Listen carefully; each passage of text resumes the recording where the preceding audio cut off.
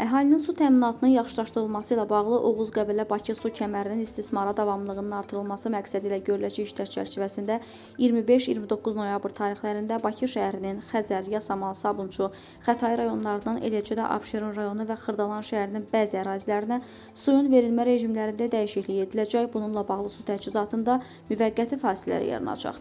Bu barədə Azərbaycan Dövlət Su Ehtiyatları Agentliyi İri Şəhərlərin Birləşmiş Su Təchizatı Xidmətindən məlumat verilib. Magistral su kəməri üzərində aparılacaq təmir bərpa işləri yay aylarında yarana biləcək su çatışmazlığının qarşısının alınması istiqamətində icra olunan davamlı tədbirlərdən biridir. Sabunçu, Suraxandı və Qaradağ rayonlarında qaz xəttlərində aparılacaq təmir işləri ilə əlaqədar 25-11-ci ay 2025-ci il saat 10:00-dan bəzi ərazilərin qaz təchizatının dayandırılması planlaşdırılır. Bu haqda Azərqaz İstehsalat Birliyindən məlumat verilib.